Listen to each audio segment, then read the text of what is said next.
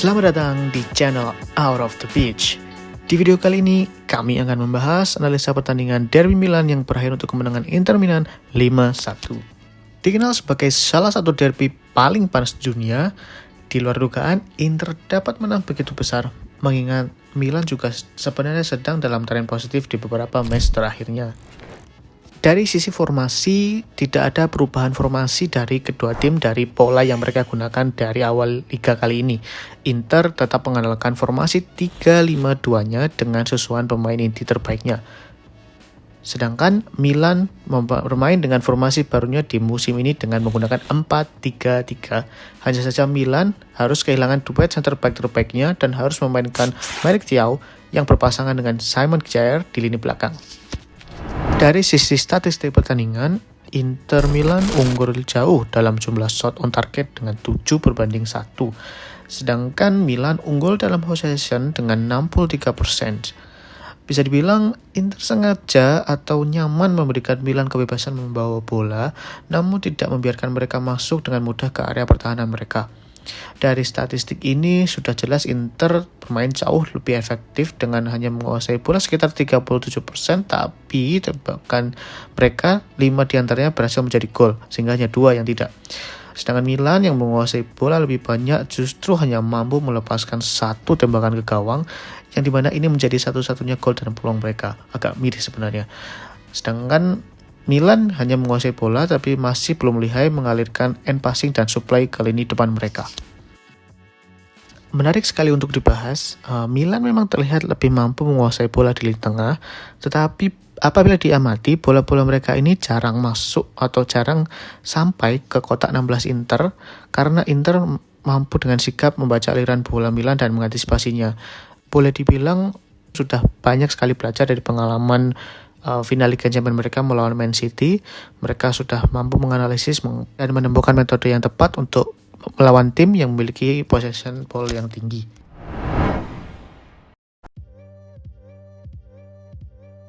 Inter bermain sangat efektif karena ditopang oleh 2 striker cepat mereka yang sering sekali bermain melebar, apalagi didukung dengan dukungan wingback yang dinamis dari Di Marco dan Dumfries.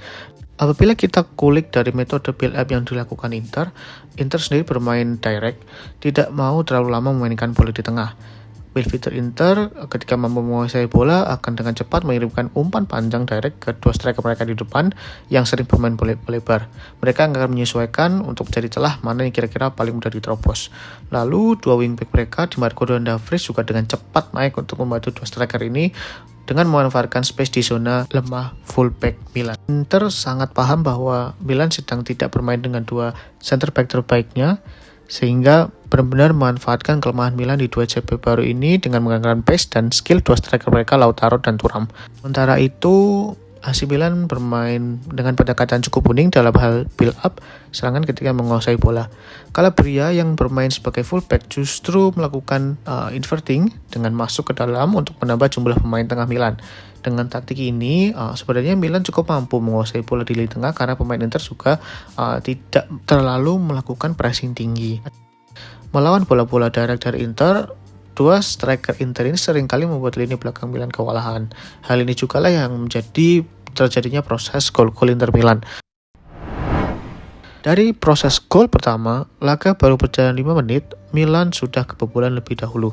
Berawal dari bola direct ke sisi kiri pertahanan Milan, Thuram berhasil memenangkan duel dengan Thiaw dan melepaskan umpan ke tengah kotak. Bola berhasil diterima dengan sempurna oleh Di Marco yang dengan jeli mampu menemukan posisi Mkhitaryan yang berdiri bebas di depan Maignan. Tertinggal 1 gol sebenarnya tidak membuat AC Milan panik. Pada menit ke-38, kembali dengan game plan direct dari Inter yang mengirim umpan jauh ke arah Dumfries yang berada di sisi kiri pertahanan Milan. Terjadi 2 melawan 2 dan Dumfries dengan tepat mengirim umpan mendatar ke area kanan pertahanan Milan yang menyisakan Thuram melakukan duel 1 lawan 1 dengan Thiaw.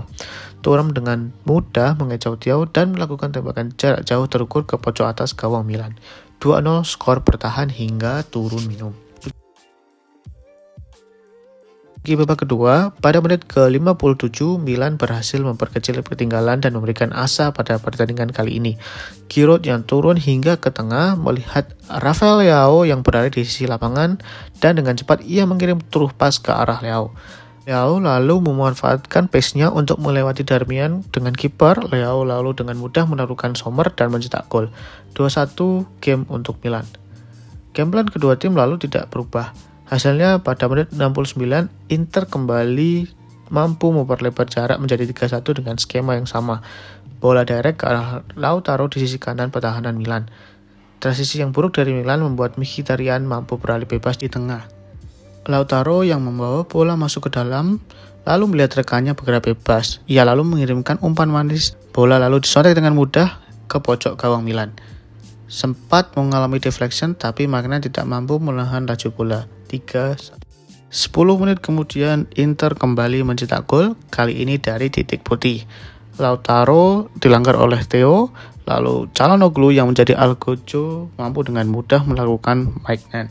4-1, tertinggal 3 gol, Milan panik dan bermain frontal dengan lebih menyerang. Keasikan menyerang, Milan kembali harus kebobolan pada menit 93 melalui serangan balik lagi-lagi. Proses gol diawali dari Mkhitaryan yang membawa bola perlahan masuk ke area pertahanan Milan, lalu mampu melihat Fratesi bergerak tak terkawal. Mkhitaryan lalu melepaskan true pass terukur pada Fratesi yang mampu ia konversi menjadi gol.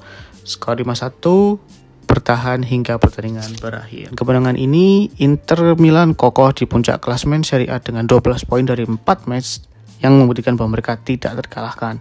Milan sendiri harus tertahan pada posisi 3 klasemen. Hanya saja Stefano Pioli harus pintar-pintar memutar otak karena AC Milan masih memiliki begitu banyak PR yang harus diselesaikan, terutama pemain-pemain baru mereka yang masih kurang terorganisir dan sinkron ketika menghadapi tim yang secara kelas setara atau mungkin di atas kertas lebih dari AC Milan. Apabila tidak dibenahi, kedepannya Milan masih akan terus memiliki celah ketika melawan tim yang memiliki pemain depan dengan skill set direct dan cepat seperti Lautaro dan Thuram. Sedangkan Inter, organisasi permainan mereka sendiri terlihat sudah lebih rapi dan tertata. Setiap pemain sudah tahu dan paham apa yang harus mereka lakukan ketika transisi menyerang maupun bertahan. Lautaro tampaknya telah menemukan tandem baru di lini serang dan kombinasi keduanya cukup berbahaya karena mereka memiliki kemampuan yang saling melengkapi dan setara.